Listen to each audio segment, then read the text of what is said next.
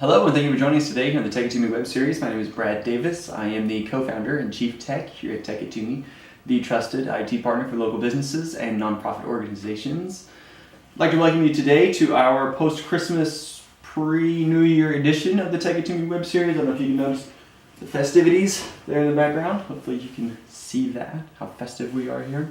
Today let's talk about some jargon, a little bit of jargon. I'd like to clear up for you, clear up some mud in case there is any, and it's SaaS, capital S, lowercase a, capital S, referred to as SaaS in the industry. What that means is software as a service, and very simply put, all that means is that you are using software that is hosted on someone else's server, and you access that software remotely, typically through a web portal, a website, a web interface. You go and you log in, and you pay a monthly subscription for that software.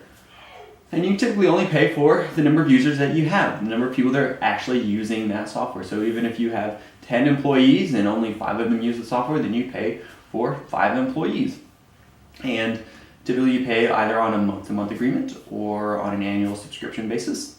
But that's generally the gist of what software as a service is, what SaaS actually is. And today I'd like to talk about some of the benefits and help clear up really why software as a service has become so dominant in the industry as a whole, and help you see how it's really a win for both sides. And probably the best way for me to talk about this is to tell you a little bit about myself. So when I first started working in the IT industry many years ago, I worked as tech support for a software development company, and I was on the phones 8 hours a day. And so if you had this software and you had a problem, you picked up your phone, you dialed a number, and you talked to me or many other people, and we helped you with that software, helped you troubleshoot and support that software.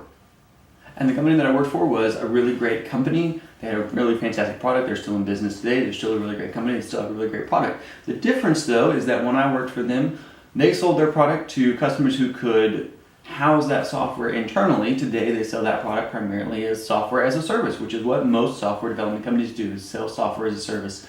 So when I worked for them and their product was hosted internally on their customer's network, sales cycles were really long. Potential customer would call in, talk to a sales rep, evaluate the software. The sales rep might send them some information, and the customer kind of have to go out on a leap of faith to purchase the software, typically under a trial period, things along those lines. But there was a lot of planning, a lot of frustration, a lot of resources that were required on the customer side in order to be able to install this software and host this software internally. Today it looks completely different. Potential customer calls in, says, hey, I'd like to try your software. Sales rep says, fantastic. How many people do you have? You say, well, I have 10 employees, but only 5 of them are going to be using this software. Sales rep says, great. Give me a few minutes. I'll get you set up. Calls you back, says, hey, you're good to go. Go to this website, log in with this username and password, and you're good to go. You're off and running. Maybe a little bit of training here and there, but ultimately, no frustration on your end, no infrastructure required on your end. It doesn't take 6 to 8 weeks to get the software set up. In fact, it takes less than a day.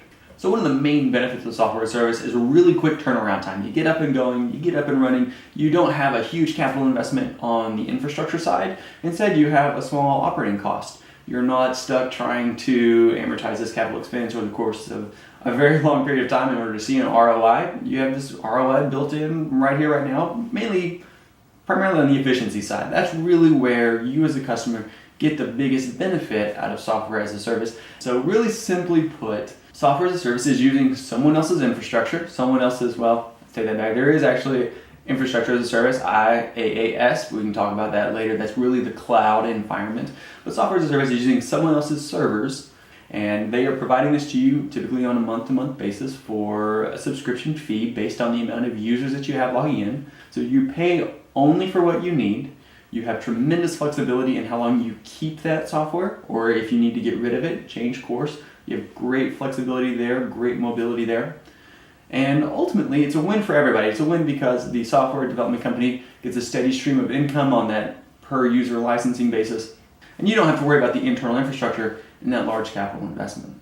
Thank you so much for joining us today. Again, I hope this has been very valuable for you. If you have any questions or would like some more information, feel free to give us a shout. We are always a call, click, or email away. And thank you so much. I hope you have a very happy new year, and we'll see you in 2017. Thanks so much. Have a great one.